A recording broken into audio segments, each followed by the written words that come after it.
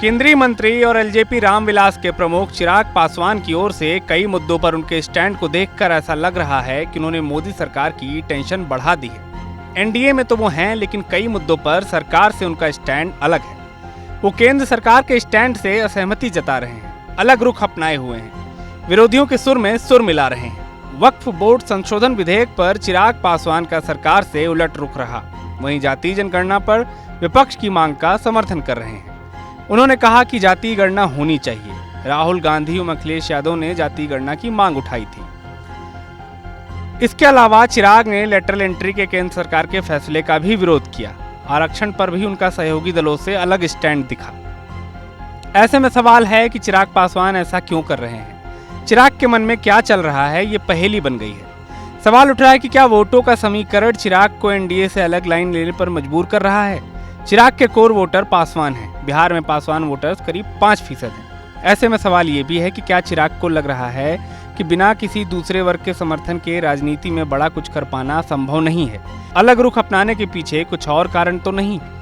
सवाल तो ये भी है कि लोकसभा चुनाव में 100% स्ट्राइक रेट रखने वाली पार्टी एलजेपी रामविलास के चीफ चिराग क्या भारी भरकम मंत्रालय चाहते हैं? क्या झारखंड विधानसभा चुनाव और अगले साल होने वाले बिहार विधानसभा चुनाव में अधिक सीटें चाहिए, इसलिए क्या प्रेशर पॉलिटिक्स कर रहे हैं?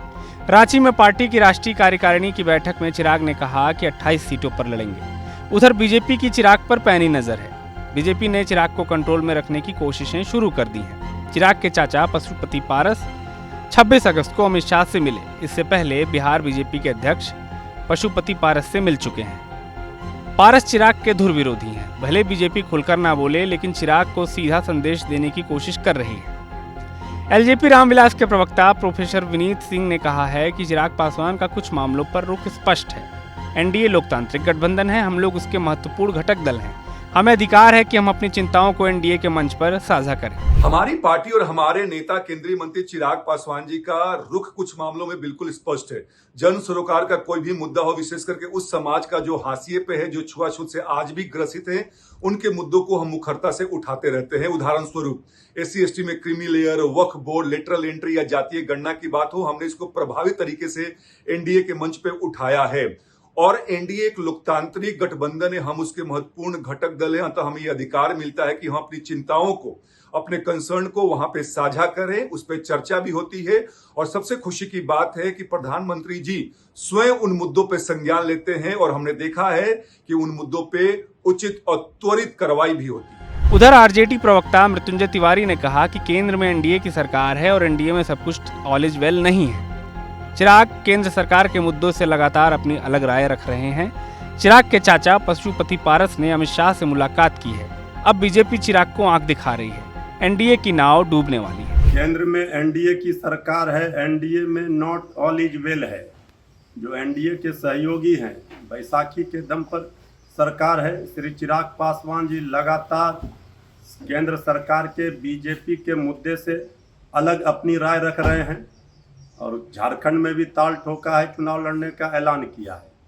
जो भी सहयोगी हैं, क्षेत्रीय दल हैं, उनको कोई तवज्जो मिल नहीं रहा है। आदरणीय प्रधानमंत्री जी का हिटलर शाही, तानाशाही जग जाहिर है।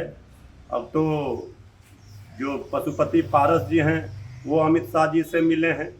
बीजेपी भी चिराग पासवान जी को आंख दिखा रही है। तो एनडीए की नैया बहुत जल्द डूबेगी, वहाँ सिर्फ फुटअव्वल मचेगा। आगे आगे देखिए होता है क्या। वहीं बीजेपी प्रवक्ता कुंतल कृष्ण ने कहा कि चिराग हमारे साथी हैं, केंद्र सरकार में मंत्री हैं।